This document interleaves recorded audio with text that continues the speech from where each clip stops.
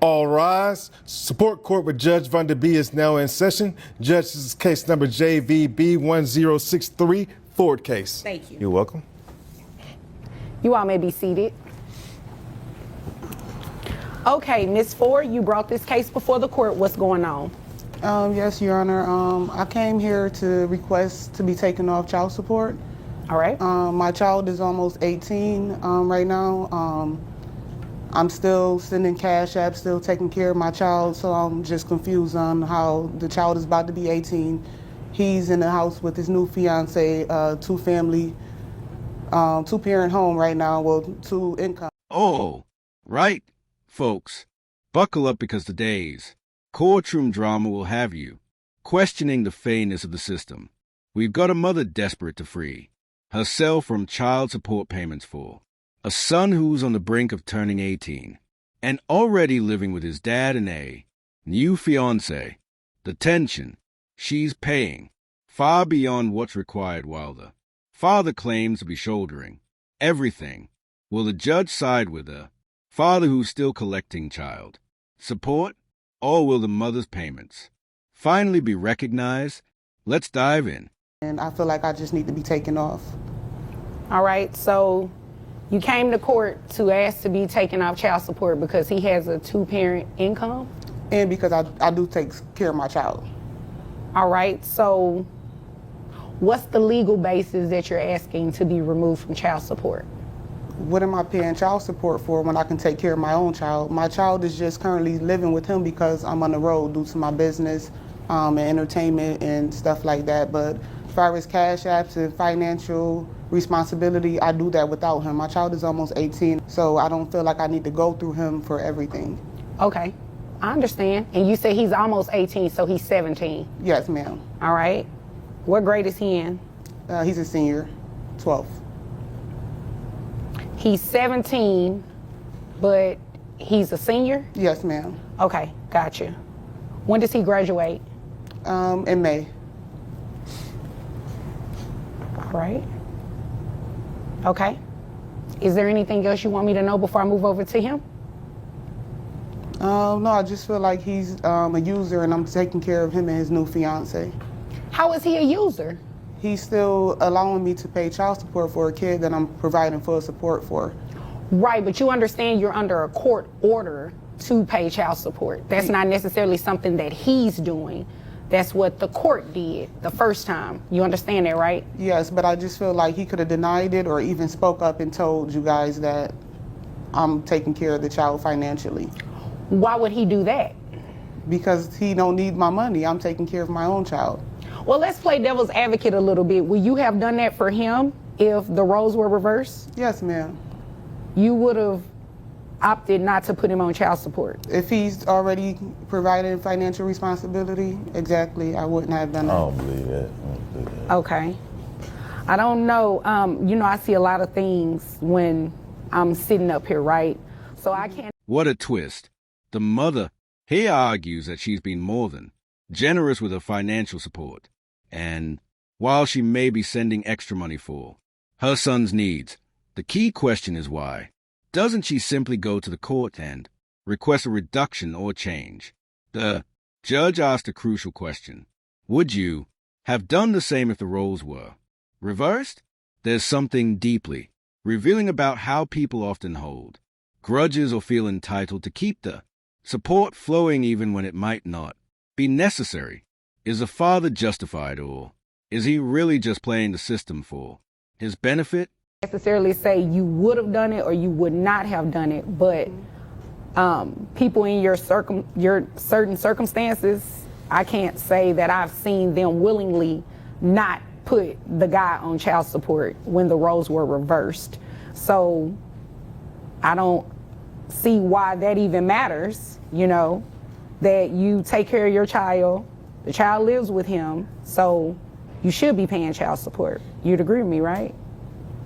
I mean, my child don't have to technically live with him, but you're the judge, so whatever you say. But he does. I mean, technically, no, he doesn't, but he likes living with his dad, right? Yes, I agree.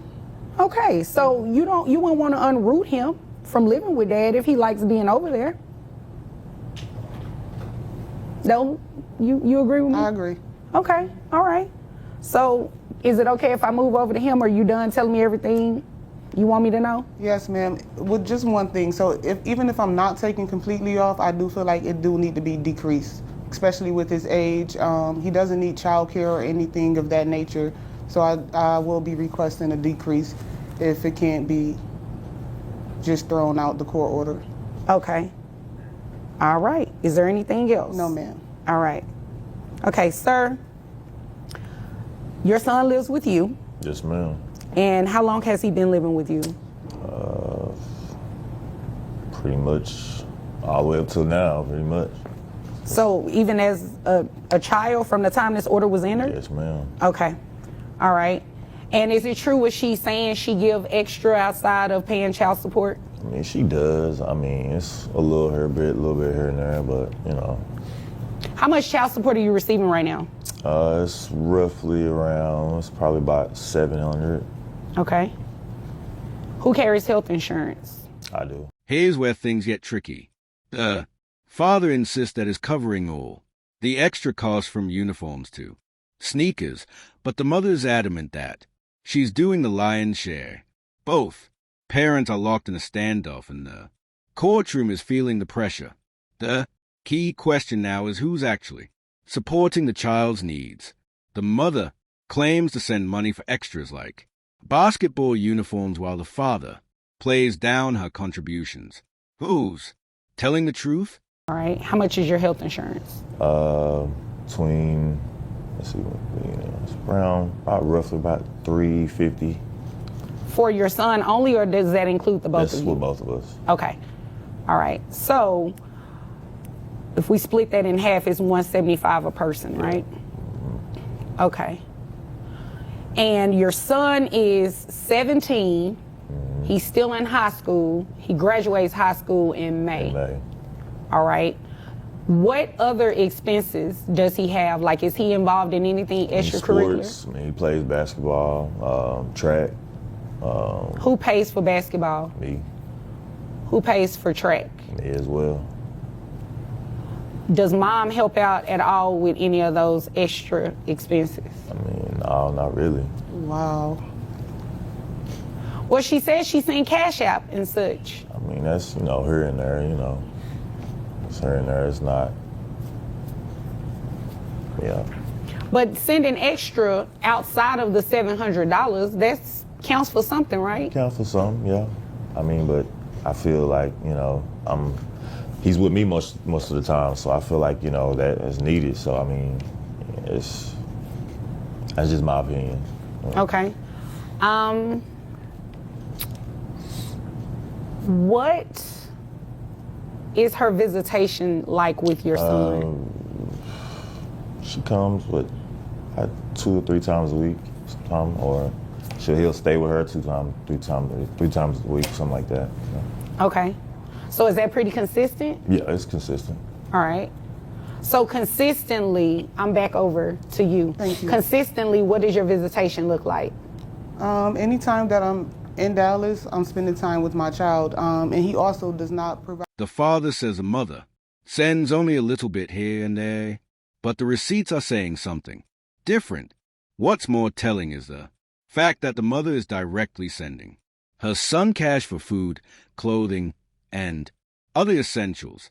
The father's refusal to recognize these contributions paints a picture of someone who wants to maintain control, even if it means ignoring the mother's active role in her child's life.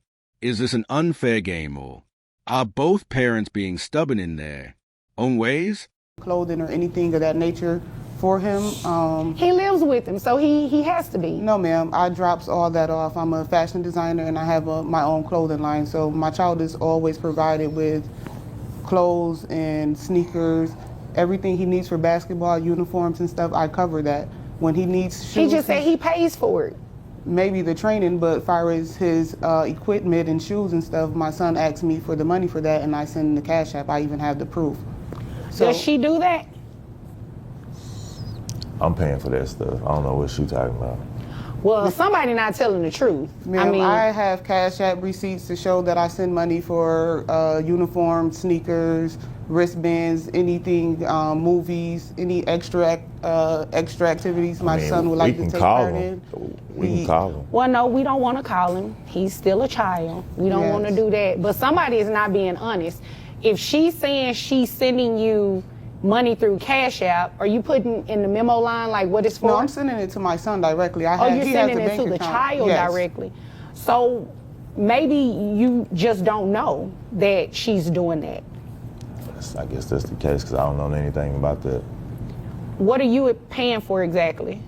As far as, uniforms, his everyday, food, clothes, everything he has to do. She's saying she provides all the clothes. At this point, it's clear that both parents are playing Tug-of war with their son's well-being. The father's trying to justify keeping the child support as is, while the mother, fed up with being disregarded, claims she's already more than doing her part. $600 a month for sneakers, food, and other activities. Yet, his still collecting child support. Is it possible that the father is getting away with too much, or does he have a valid reason for keeping it in place? This is where the legal system needs to step in and create some balance. Just buy food sometimes, and I even send Cash App for pizza and stuff like that. So I'm paying for pizza for him and his fiance and my son as well. So you're doing more. Exactly. Is what you're saying. On average, with Cash App, how much would you say monthly you're sending your son? $500 minimum. His sneakers is $200 and better, so I'm buying him 2-3 pair of sneakers a month. Actually, it's probably about $600 a month, ma'am, that I'm sending additional to the child support order. Okay. And health insurance, is dad only covering that? That's not anything that you're covering? No, ma'am. All right.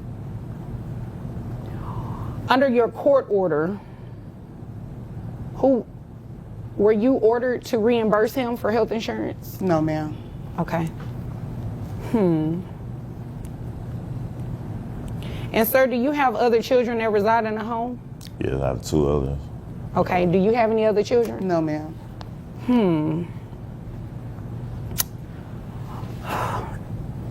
Here's the deal. Legally, you cannot come off of child support just yet. Reason being is that a child that is the rule is you pay child support for a child up until they turn the age of 18 or until they graduate high school, whichever one happens later. Your son is 17, he's still... Now, let's talk about the health insurance. The father's covering it, but the mother's already doing more than her fair share financially, yet she's still bound by the child support agreement. The judge has to decide, should the mother's contributions be officially recognized, or is this just another tactic to justify reducing child support further? What happens when the system isn't fully transparent and one parent feels left out in high school? He doesn't graduate for another few months. So you will be on child support still until he graduates high school. Do you understand that? That's what the law says, all right? Now, what I do think is very telling is that she is paying more. According to what she said, and you didn't refute it, she is paying more than the $700 that she's giving you monthly. So if all of that is assuming that it's true, because you didn't say whether or not it was true or not, I think she should get somewhat of a break on the child support, the monthly obligation at least.